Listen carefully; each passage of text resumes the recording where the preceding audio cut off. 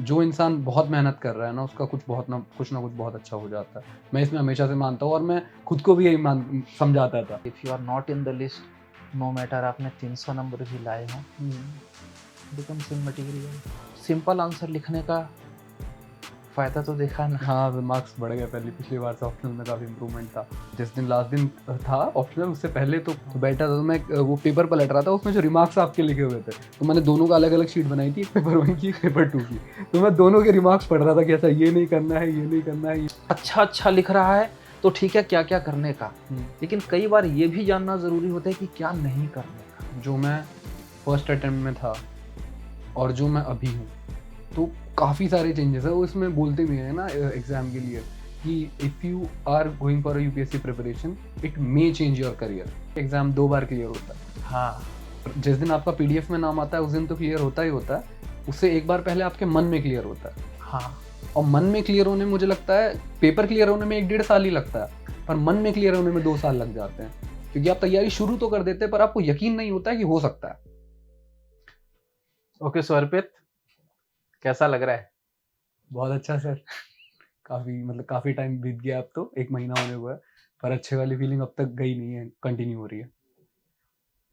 मतलब देखो, बहुत सारे स्टूडेंट्स थे, लेकिन जो तुम्हारे केस में था ना, बिकॉज वो जो एक है ना, वो एक कनेक्ट फील, क्योंकि वहां पे बिठा करके डांटना कि ऐसा क्यों लिखा है, इतना कॉम्प्लेक्स क्यों लिख रहे हो, इसे चीजों को सिंपल करो। सो वो मन में रहता है कि ठीक है यार, because there is always in case of students की कुछ कुछ वैसे। खैर, ये बताओ कि जब पहली बार रोल नंबर देखा लिस्ट में, तब कैसा लगा था? What was that feeling? Sir, सबसे बड़ा रिलीफ ये था कि दोबारा पेपर नहीं देना पड़ेगा अब। मैंने यही सोचा था कि देखो, जो हुआ हुआ, अब इस पूरे सर्कल से छुटकारा जहाँ तक है मिल जाना चाहिए। तो बड़ा रिलीफ था, और दूसरा फीलिंग ऑफ एक्साइटमेंट थी। वो ऐसा होता है ना, आप मन में प्ले करते हो अपनी इमेजरी कि होगा जिस दिन तो ये करेंगे वो करेंगे, तो पहले कि अब वो करना है जो सोच रखा था। तो ये 2 फीलिंग एक साथ आई थी। सर, उस दिन रिजल्ट वाले दिन था, मैं और मेरी मदर, मतलब घर में एक छोटा-सा मंदिर है हमारे, वहीं बैठे थे। तो मैं पहले तो मैं ही बैठा था, फिर मदर भी आके बैठ गई साथ में, तो कि मैंने बोला कि हाँ, आने वाला है। थोड़ा-सा पता चल जाता है ना उस फ्रेम फ्रेम में। तो मेरा एक दोस्त है, उसमें मैंने उसे बोल रखा था वो रिजल्ट की मेरा मतलब देख देना। तो उसका जैसे ही मैंने फ़ोन रखा, अब कॉल हम रिजल्ट की पीडीएफ मैंने देखी, अब मैंने कहा मैं कोई ना कोई बता ही देगा अगर हो गया होगा तो। तो मैंने रखा, उसका फ़ोन आया तो मैंने फ़ोन उठाया, तो उसने फ़ोन उठाते बोला कि हाँ, हो गया। तो मैंने ये भी नहीं पूछा रैंक क्या है।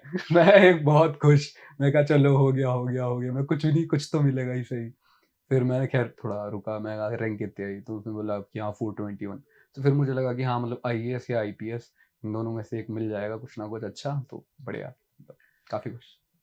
सर, इसके साथ एक बड़ी मज़ेदार स्टोरी है। लास्ट हाँ। टाइम जब मैंने इंटरव्यू दिया था ना, तो अर्पित कुमार था उसमें, मतलब दोस्ती है मेरे अभी तो, रैंक 136 थी उनकी शायद। तो अच्छा। उनके चक्कर में सबने मेरे को लाइन से कॉल मिला दिया, अर्पित कुमार जिसने देखा।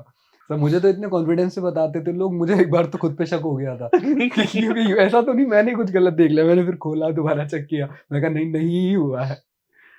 तो वही फिर जब देखा अर्पित कुमार, अर्पित चौधरी, अर्पित कुमार चौधरी, जी। तो फिर मैंने शिवम को मैसेज किया हाँ सर। कि उसका रिजल्ट क्या रहा। हाँ सर। तो उसने कहा कि सर शायद हो गया है। मैंने बोला शायद या पक्का, मेरे को पक्का करके बता। तो उसने बोला कि हो गया है। मैंने बोला उसने कंफर्म किया? तो उसने बोला हाँ सर कंफर्म किया। हाँ। तब फिर मैंने उससे 421 रैंक बोला कि यही रैंक है ना लास्ट ईयर। क्योंकि मैंने इनफैक्ट अपने वीडियो में शिवम के बारे में नहीं, उसके मार्क्स, क्योंकि I think he had scored somewhere around 268 और 270 समथिंग लाइक दैट उसके मार्क्स थे। पीएसआर में अच्छे मार्क्स थे काफ़ी। पीएसआर में काफी अच्छे मार्क्स थे।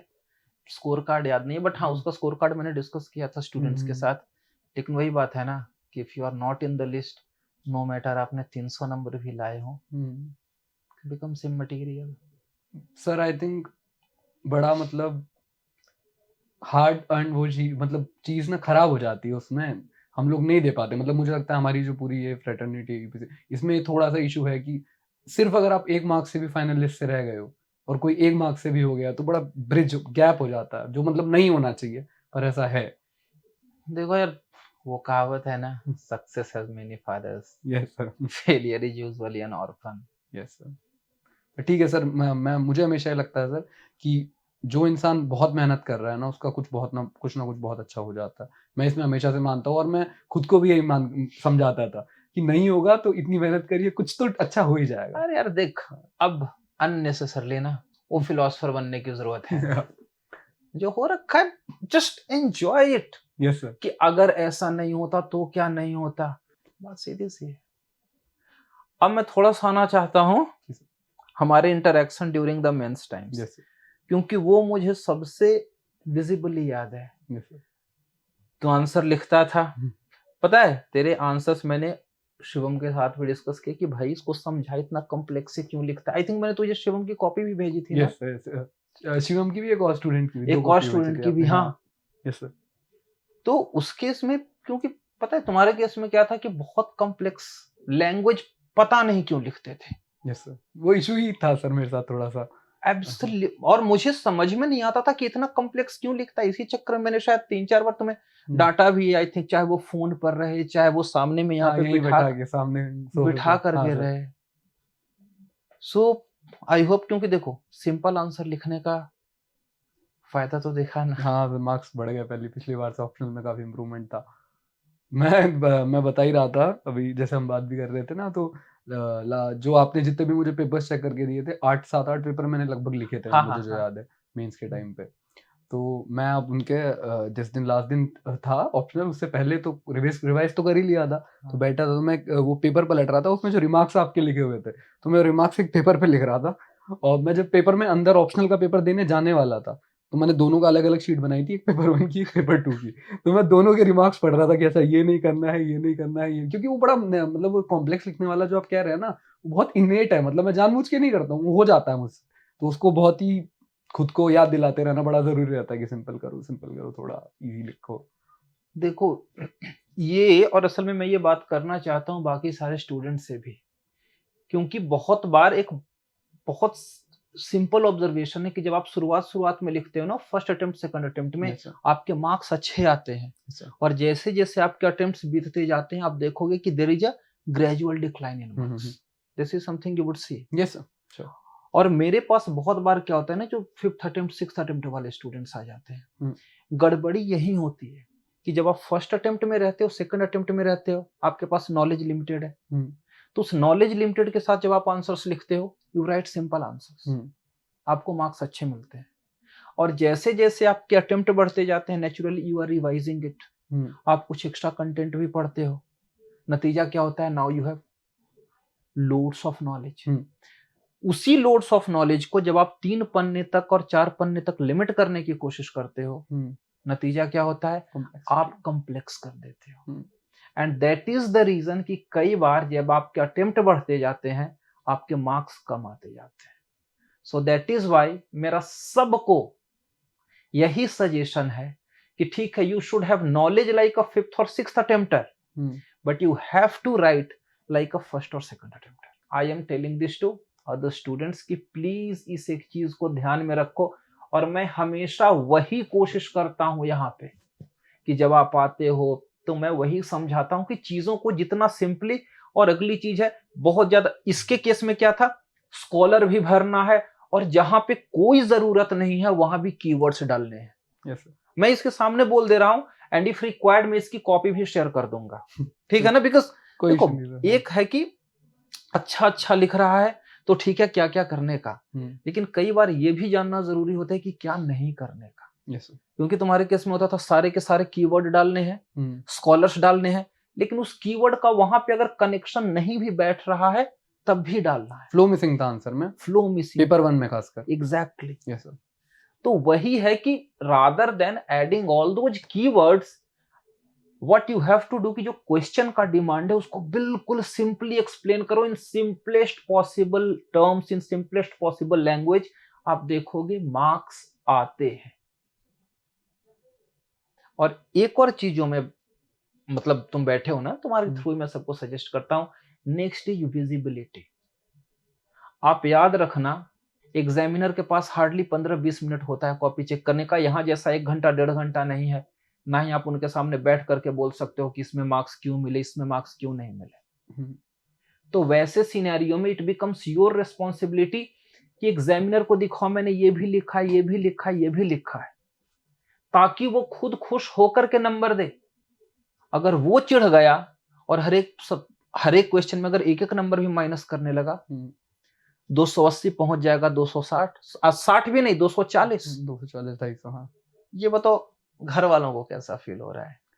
घर वाले तो सर मुझे लगता है जो रियल एंजॉय कर रहे हैं वही कर रहे हैं। हमें तो थोड़ा मतलब ह्यूमन एक टेंडेंसी होती है ना, थोड़े दिन बाद चीजें नॉर्मलाइज होने लग जाती हैं।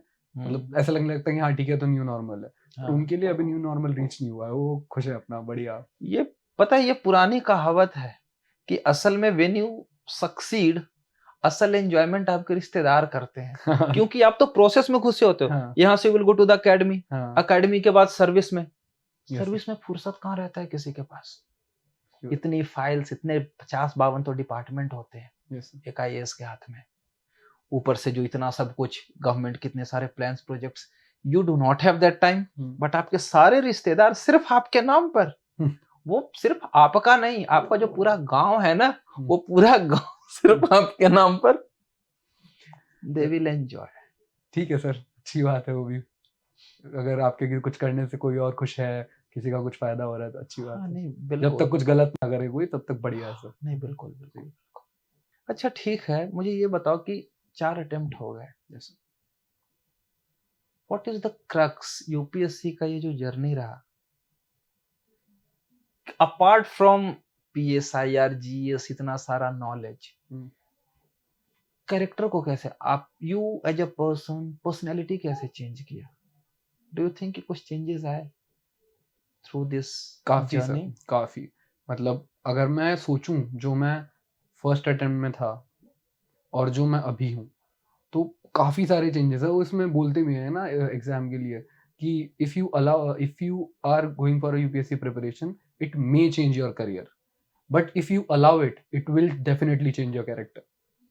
इफ यू अलाउ इट, वो कीवर्ड है यहाँ पे, कीवर्ड।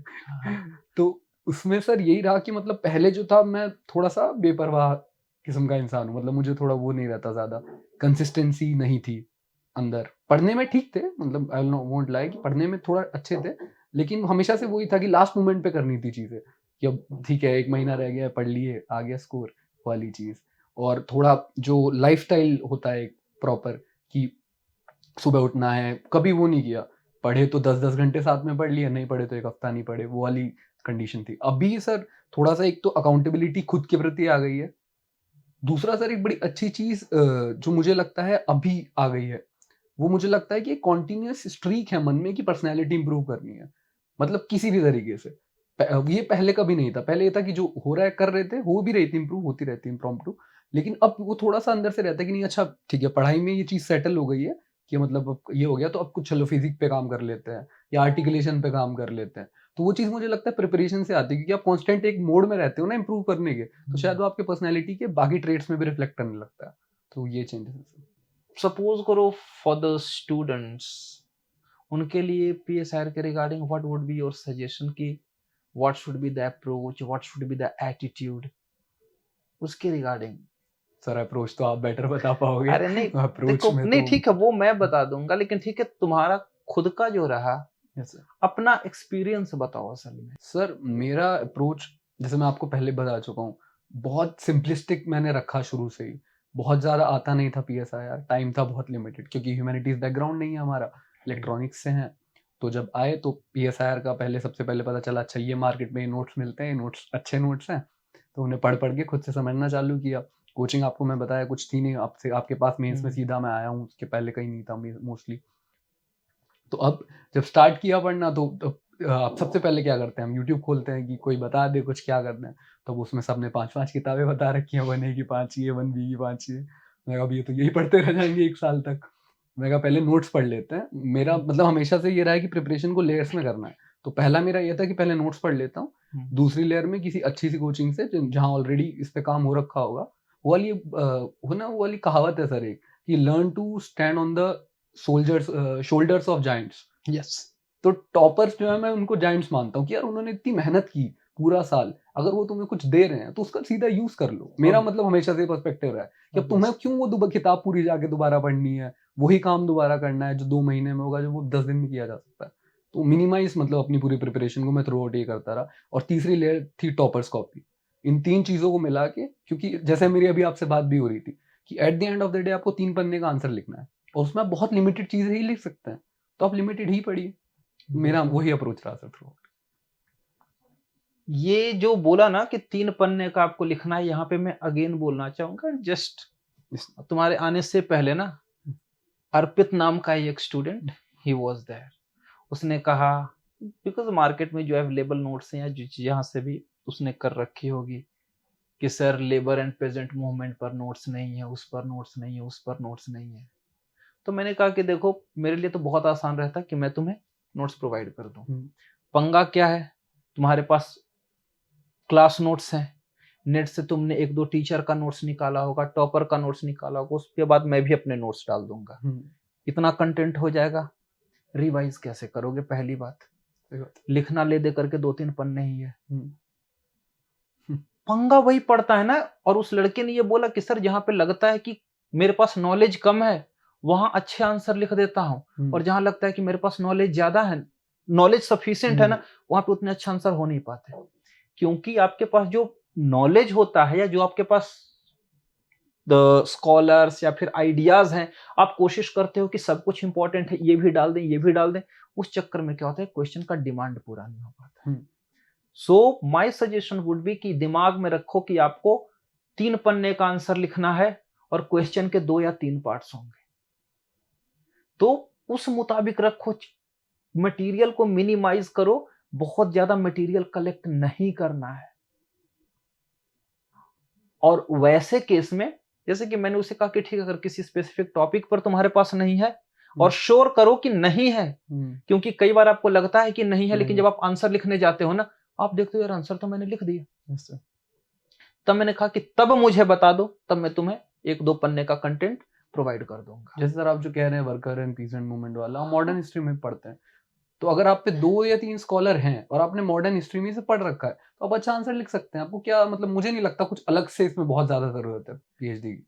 मॉडर्न हिस्ट्री का नाम लिया ना, वहीं से क्वेश्चन था sources of ancient Indian political thought. उस लड़के ने क्या लिख रखा था, धर्मशास्त्र ट्रेडिशन, और दूसरा अर्थशास्त्र ट्रेडिशन, इंडियन पॉलिटिकल थॉट और बुद्धिस्ट पॉलिटिकल थॉट। मैंने कहा कि भाई हिस्ट्री में तुमने पढ़ रखा है ना कि देयर आर इंस्क्रिप्शंस, वेदास हैं, महाभारत है, रामायण है, तो ये सब भी तो सोर्सेज हैं। तो बोलता है हाँ सर ये सब तो है। उसने कहा कि जब मैंने आपका मॉडल आंसर पढ़ना स्टार्ट किया ना, तब मेरे दिमाग में आया कि हाँ ये सब भी तो है। तो यहाँ पे रोल आता है इंटरलिंकेज का, कि it is not only about कि PSIR में मैंने जो पढ़ रखा है, इनफैक्ट IGP के लिए जो आपने GS2 में पढ़ा है उसे यूज करो, जो आपने हिस्ट्री, मॉडर्न हिस्ट्री में जो जो चीजें पढ़ रखी हैं उसे यूज करना है। तो that interlinkage becomes very important. अच्छा हुआ सर इसमें ये बड़ी अच्छी बात है जो आप बोल रहे थे। इसमें एक है कि जो आपकी UPSC प्रिपरेशन में जो काम आएगा ना, वो हमेशा आइसोलेशन से आएगा। आइसोलेशन, आप जितना कंटेंट से आइसोलेट होंगे, एक्स्ट्रा कंटेंट से, और जो आपके पास ऑलरेडी है उसको आप आपस में यूज करना सीखेंगे।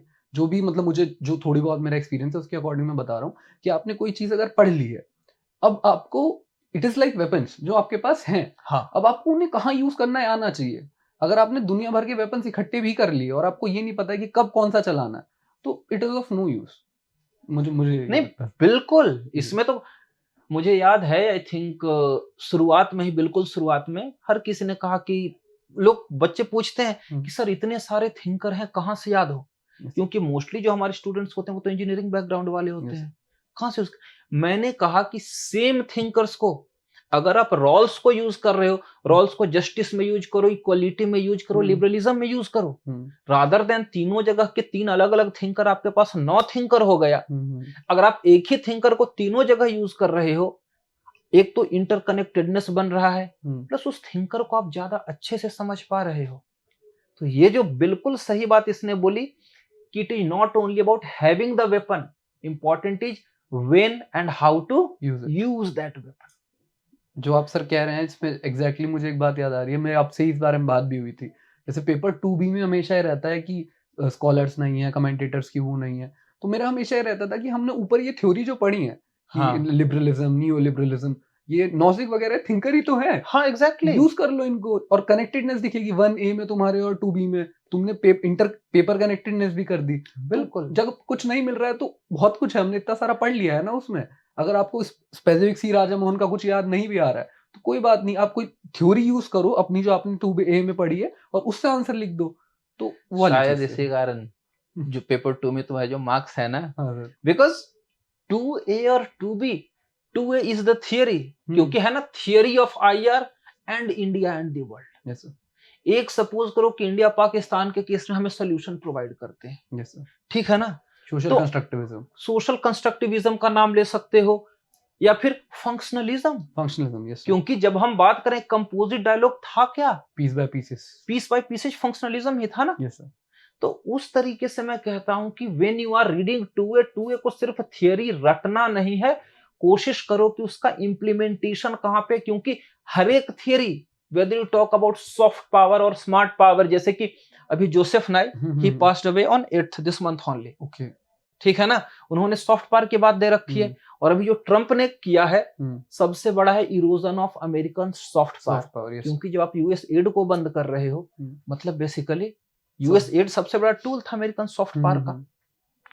तो इसीलिए ये जो सारी चीजें होती हैं, तो इस तरीके से आपको यूज करना है सॉफ्ट पावर के बारे में। Suppose if you are writing, you are mentioning Joseph Nye, वहां पे in fact with case of India, जैसे हम कहते हैं इंडिया जो फर्स्ट रिस्पॉन्डर, वैक्सीन मैत्री की बात होती है, हमने टर्की वगैरह सबको हेल्प किया। Yes sir. क्या था वो? Soft power. सॉफ्ट पावर था। तो उसी तरीके से we have to basically, I really felt, वो जो एक शब्द, एक होता है हैप्पी, एक होता है I felt relieved and contented.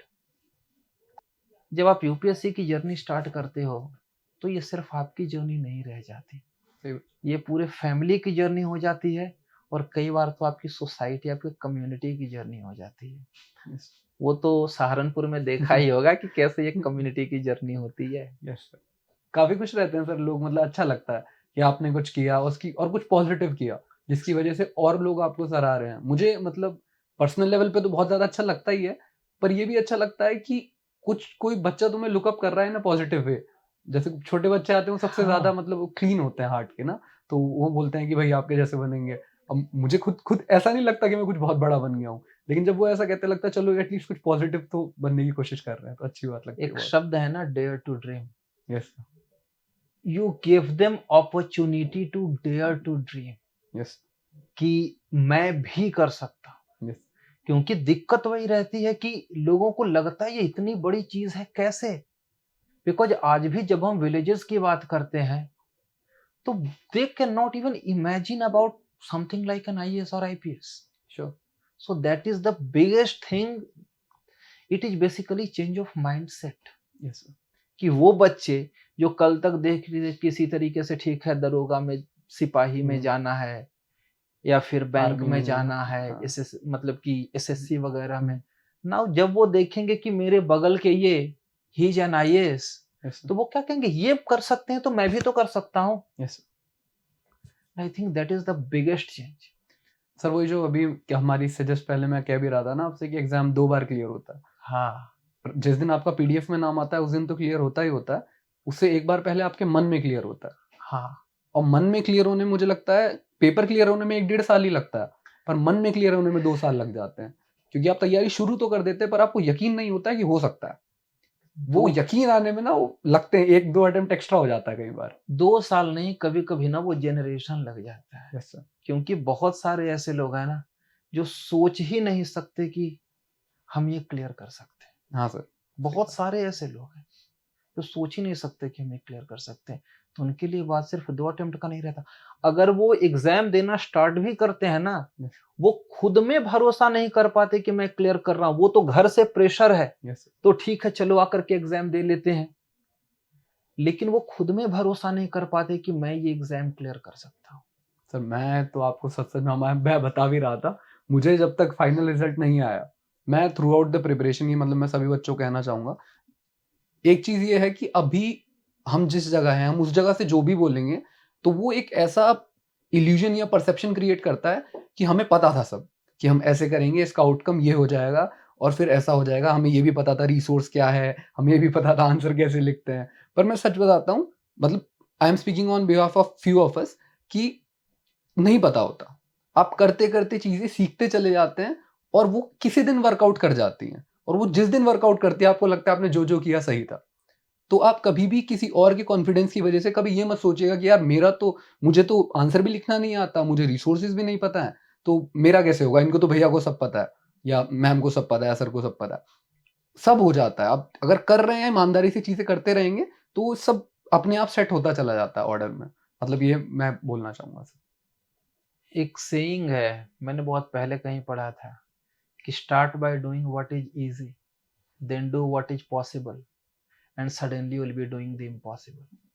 सही बात। तो वही है कि देखो, इन केस अगर किसी को, I am not talking only about PSI या रिगार्डिंग यूपीएससी, कुछ भी यार, और वो ये सिर्फ यूपीएससी का नहीं, इट इज अबाउट लाइफ, कि कभी सोचना ही नहीं कि ये नहीं हो सकता, ये मैं कैसे करूंगा। सबसे सबसे पहले, जैसे इसने बोला अपने यूपी पीएसआईआर की स्ट्रेटजी को, कि उसे लेयर्स में ब्रेक किया। जिंदगी को लेयर्स में ब्रेक करो। मैं कहता हूं बेस्ड ऑन माय एक्सपीरियंस कि कई बार क्या होता है कि क्लास 10th में किसी का अच्छा रिजल्ट नहीं आया, दैट डज नॉट मीन आप पीछे हो गए। क्लास 12th आपको एक नया चांस दिया, क्योंकि again you are on the even keel. Yes sir. Class 12th में सपोज करो रिजल्ट बिगड़ा, again when you are putting going for that entrance, whether it is IIT और एनी अदर एंट्रांस, हर कोई फिर तो बराबर सेम फॉर्म भर रहा है ना। तो अगर फिर से आपने अगर ईमानदारी से किया, या फिर सपोज करो इवन फॉर यूपीएससी, क्योंकि देखो इसी यूपीएससी में एक बहुत ही कॉमन कॉलेज का, तो कॉलेज कौन सा था? मेरा एनआईटी भोपाल है सर। एनआईटी भोपाल, ठीक है। तो एनआईटी वाले बच्चों को भी तो लगता होगा कि यार मेरा आईआईटी नहीं हो पाया। सही बात है, राइट।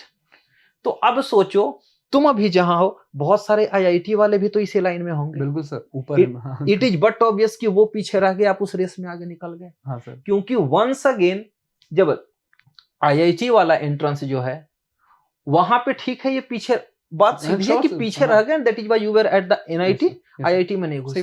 लेकिन जब फिर से मौका मिला यूपीएससी के थ्रू, पुश्ड अहेड।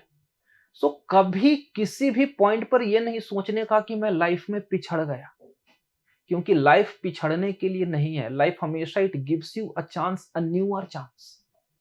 तो हमेशा कोई भी काम करो, कंसीडर कि ठीक है, this is the thing I am going to give my best, मैं अपना सबसे बढ़िया दूंगा। And suddenly you will see कि जिन लोगों से किसी लाइफ के किसी स्टेज में आप पीछे रह गए थे, आप सडनली आगे निकल रहे। सर इसमें एक ये चीज है कि जैसे सक्सेस जो होती है ना सर, पॉजिटिव्स तो बहुत सारे लाती है, नेगेटिव्स भी बहुत सारे लाती है, मतलब मैं हमेशा से मान के चलता हूँ। पर सक्सेस का एक बड़ा अच्छा पॉजिटिव ये है सर कि वो उसका जो टाइमिंग है ना, वो बड़ा मैटर करता है। अब जैसे मान लीजिए मेरा 4th में हुआ, तो जिस दिन से हुआ है उस दिन से मुझे बिल्कुल याद नहीं आ रहा कि मैं 4 अटेम्प्ट में फेल हूँ, 3 अटेम्प्ट में पिछले फेल हो गया था। एक मिनट, ये शब्द फेल शब्द के साथ मैं अग्री नहीं करता, ऑनेस्टली मैं कह रहा हूँ। क्योंकि ये कोई 10th 12th का थोड़े ना यार कि 33% इज द पास मार्क, उसके नीचे के फेल, उसके ऊपर के पास। क्योंकि हकीकत ये भी है कि बहुत सारे ऐसे सब्जेक्ट्स होंगे जिनमें कि क्वालिफाइड स्टूडेंट से आपका ज्यादा मार्क्स होगा, कुछ में आपके कम मार्क्स होंगे।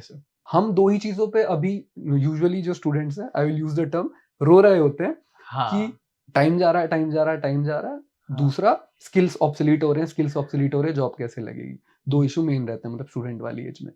तो स्किल्स तो ऑब्सोलीट हो रहे हैं, वो तो मैं अब भी मानता हूँ कि स्किल्स अगर आप काम कर सकते हैं, अगर आप प्रिपरेशन में और आप पे थोड़ा बहुत एक्स्ट्रा टाइम है, आप किसी ना किसी जो अभी स्किल रेलेवेंट है मार्केट में, एआई हो या कुछ भी हो, अगर आप उस साइड है, मतलब मैं इंजीनियर हूँ उस हिसाब से, तो आप काम कर लीजिएगा। हाँ। क्योंकि हमेशा आपके लिए बैकअप की तरह अच्छा काम करेगा, वो अच्छी चीज है। लेकिन ये जो टाइम जा रहा है वाली बात है, अगर आप कुछ बड़ा कर रहे हैं तो हो सकता है किसी का पहले अटेम्प्ट में हो जाता है, लेकिन लग सकता है टाइम, तो वो इतना बड़ा इशू नहीं है। एक बार हो जाएगा, वो टाइम वर्थ इट हो जाएगा सब। और जरूरी नहीं यूपीएससी, अगर कोई और बहुत अच्छा एग्जाम हो गया तो भी वर्थ इट हो जाएगा। आज के 10-15 साल बाद मुझे लगता है सब एक बराबर से ही लेवल पे आ जाते हैं। वो अभी यंग एज में बहुत ज्यादा लगता है। मैं बहुत सोचता था कि मेरा वो वाला कॉर्पोरेट फ्रेंड है, वो इतने कमा रहा है, हम पिछले 3-4 साल जो हैं कॉलेज के बाद के, उसमें यही थॉट आता रहता है बार बार। पर मुझे अब नहीं लग रहा है वो उतना, आपको भी नहीं लगेगा, मतलब बहुत नॉर्मलाइज हो जाती है चीज। देखो उस केस में मेरी जो समझ है ना कि हर किसी के लाइफ के गोल्स अलग होते हैं। हम्म, कुछ लोगों को वो जो कॉर्पोरेट का जॉब है वो अच्छा लगता है, इट इज देयर गोल। उनका क्या होगा, बिग फोर में पहुंच जाए या जो मैंग है यस सर। उसमें हम पहुंचे, वो उनके लाइफ के अलग गोल्स हैं। तो वो भी जो कॉर्पोरेट में है ना, वो भी सामने वाले को देख करके रो रहे होंगे कि यार वो तो गूगल में चला गया, वो तो अमेजोन में चला यस। गया, वो एप्पल में चला गया। खुश हर कोई रोता रहता है। जैसे तुम उसे देखकर, वो किसी और को देखकर, और उसके ऊपर वाला किसी और को देख करके। हाँ सर। बट ऑलवेज रिमेंबर कि this is your life and this is your journey. तो ठीक है, बिकॉज ये चॉइस आपने लिया। तो मैं देखो, तो ठीक है तुम्हारे केस में you have left, now you have left all of that behind. लेकिन मैं बाकी लोगों के केस में, क्योंकि बहुत नॉर्मल है कि हम क्या करते हैं, खुद को कट ऑफ करते हैं। और कट ऑफ करना मैं कहता हूं ज्यादा बेहतर है, क्योंकि उन्हें देख करके वो अपनी एक ऑफिस पार्टी की फोटो डाल देंगे, कुछ और डाल देंगे, एक ट्रिप की फोटो डाल देंगे, और आपके दिमाग में घूमने लगेगा कि यार you simply start doubting yourself. Sure sir, सही कह रहे हो। लेकिन सोचो ये डिसीजन आपका है, तो अगर ये डिसीजन आपका है तो इसकी जो सफरिंग्स हैं और इसके जो जॉय, इसका जो जॉय होगा, बिकॉज कल के डेट में when you will get recommended, when you will get selected, वो आपको देख करके जेलस होगा और वो सोचना स्टार्ट करेगा कि क्या मैं भी अगर ये किया होता। So again it is about that comparative thing. Sir वही वाली बात है कि अपनी महत्वाकांक्षाओं का बोझ खुद ढोना पड़ता है आदमी को। Exactly exactly. अगर आपने मतलब कोई सपना देखा है तो हाँ, वो भारी तो होगा ही होगा, तभी सपना था। एग्जैक्टली। समय लग जाता है इसमें। देखो क्योंकि 4 अटेम्प्ट है ना, तो it is not only about knowledge, कई बार माइंडसेट जो चीज होती है यस सर। कि इतने समय तक कंटिन्यू कैसे करना है। क्योंकि इसमें हर दिन, आप जो मेरी समझ है, हर दिन एक लड़ाई होती है। सुबह नींद खुलती है बिल्कुल जोश के साथ, आज ये कर लेंगे, ये कर लेंगे, ये कर लेंगे, और शाम को बेड तक जाते जाते क्या लगता है, यार ये भी छूट गया, वो भी छूट गया, वो भी छूट गया, सही सब कुछ चल रहा है, होगा नहीं होगा, सही डिसीजन था, वापस छोड़ू। सर इसमें मैंने सॉरी आपको रोक रहा हाँ हूँ, जी, मैं बिल्कुल इसमें बिल्कुल। मैं जब थर्ड अटेम्प्ट में था तो मैंने खुद से ही लिखी थी एक चीज, मुझे अब तक याद है वो, मेरी डायरी में लिखी हुई है कि after a point of time it's not just a preparation, it's not just about clearing the exam, it is about every day waking up and telling yourself that you are not ordinary. Yes. तो मतलब ये चीज बड़ा हुआ है। मैं जब third attempt में वो इंटरव्यू रह गया था, उसके बाद मैंने लिखा था कि अब ये प्रिपरेशन ये बताने की है खुद को कि तुम ऑर्डिनरी नहीं हो, तुम डाल सकते हो एफर्ट्स और उसका रिजल्ट भी आएगा। अब जो लग रहा है टाइम, लग रहा है टाइम। क्योंकि हर दिन की वो जो फाइट है ना, असल बात वही समझने की होती है कि हर दिन की फाइट, क्योंकि बहुत लोगों की उम्मीद अजीब सी चीज है। क्योंकि जो चीज मैंने भी देखी है कि एक तो मुझे याद है, एक फाउंडेशन का student, last year GS foundation का स्टूडेंट, वो पीएसआईआर का नहीं था। अच्छा। तो मैंने यहाँ पे कोई सेशन लिया था, स्टडी स्किल सेशन। उसके बाद उसका मेरे पास फोन आता है, वो आई थिंक बंगाल में कहीं पे था, उसके पिताजी पुजारी थे वगैरह वगैरह, और उसने भी इंजीनियरिंग करने के बाद 2 साल जॉब करके उसने अपना स्टडी लोन, एजुकेशनल लोन पे कर दिया था। उसके बाद he was in this confusion कि सर करूं नहीं करूं, क्योंकि चाचा चाची मौसा मौसी, क्योंकि सबसे पहला आपका जो इम्पेडिमेंट है वो रिश्तेदार है, सही बात who do not permit you to dream big. तो उसने कहा कि सर मैं क्या करूं, ये दिक्कत आ रही है, वो दिक्कत आ रही है। मैंने बोला दिक्कत कहीं और नहीं है, दिक्कत रिश्तेदार के केस में है। बस तुम एक काम करो, एक तो उनसे बातचीत बंद कर दो, और दूसरा अगर उनके सामने से भी निकलो ना, कान में गाना भले ना सुन रहे हो, कान में ईयरफोन लगा करके बिल्कुल सीधा सीधा देखते निकल जाओ। Stop listening to them, suddenly तुम खुद देखोगे कि तुम्हारी पढ़ाई बिल्कुल सही ट्रैक पर जा रही है। आइसोलेशन इज द काम, मैं कह रहा था। हाँ एग्जैक्टली। एक सप्ताह बाद उसका फोन आता है, उसने बोला कि सर आपने सही बोला, अब मन ज्यादा शांत है और पढ़ाई हो रही है।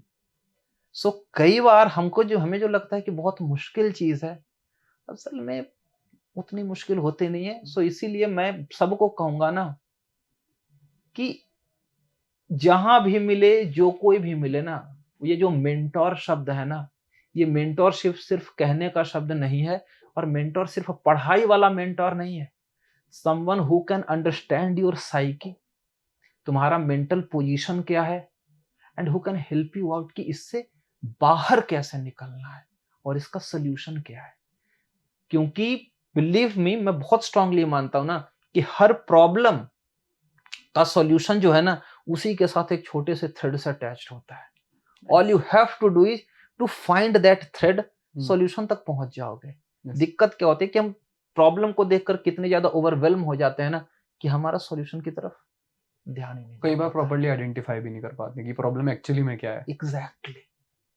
सही कह रहे हैं। चलो, आई होप कि जो बाकी स्टूडेंट्स हैं they would have got to learn a lot, no a lot from your experience.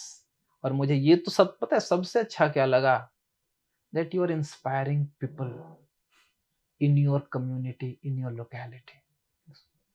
They can dare to be an IAS or an IPS. क्योंकि मैं, चूंकि मेरा भी बैकग्राउंड गांव का ही है, गया से, Yes, sir. तो मुझे ये चीज बहुत अच्छे से पता है कि उनके लिए जो लोग एक सब इंस्पेक्टर बनने को उतनी बड़ी चीज ले लेते हैं, Yes. सब इंस्पेक्टर से तो बहुत बड़ी चीज है ना Yes. एक IAS एक IPS। So the thing is कि ये चीज मुझे बहुत अच्छी लगी, क्योंकि शहरों में इन चीजों की उतनी वैल्यू नहीं। क्यों, तुमने क्या डिफरेंस लिया अगर किसी दिल्ली वाले को बोलोगे क्या दिक्कत है, वो बगल में रह रहा है, वो वहां पे वो क्वार्टर, वहां पे वो क्वार्टर है। Yes. पर जब आप गांव में जाते हो तो जिनके लिए एक एसडीएम छोड़ो, एक सीओ से मिलना बड़ी चीज हो जाती है, Yes, sir. उनके लिए एक सामने आईएएस जो कि साथ में रह रहा है, घूम फिर रहा है, और जो है ना, you have given them an opportunity to dare to dream and I'm achieve their dream. fortunate and grateful for that, sir.